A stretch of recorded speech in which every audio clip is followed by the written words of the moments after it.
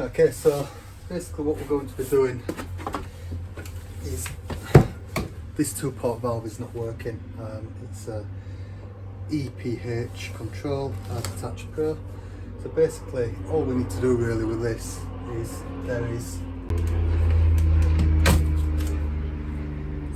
cable at the back which we take off, and then there's a screw underneath of here and a little button on the side, and I'll show you on the new one.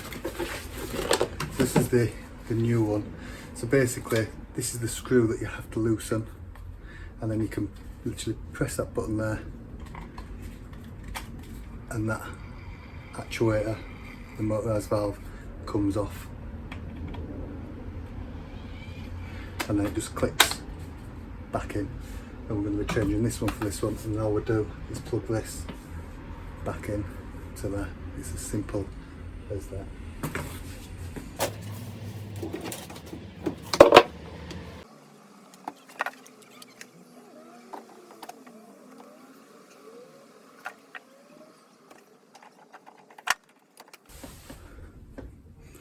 Remember to tighten the screw up at the bottom, and then that's it. It's the old one. It's the new one. Turn everything back on. To test this is working, we can literally click the hot water, because this is the hot water one. Click the hot water on. You should see the actuator move, and then it will turn on, and you should hear the boiler kick in as well. It's the boiler turning on, pumps come on, and then basically this pipe should start to get warm, so you can just feel that. Make sure it's starting to get warm.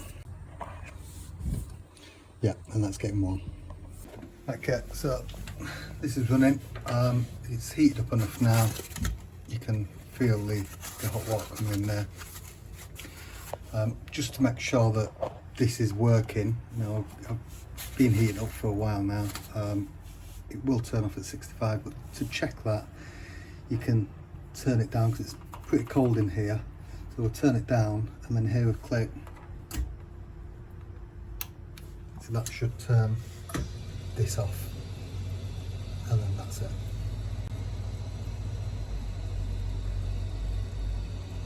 What you can do is turn this back up, and that will turn that back on.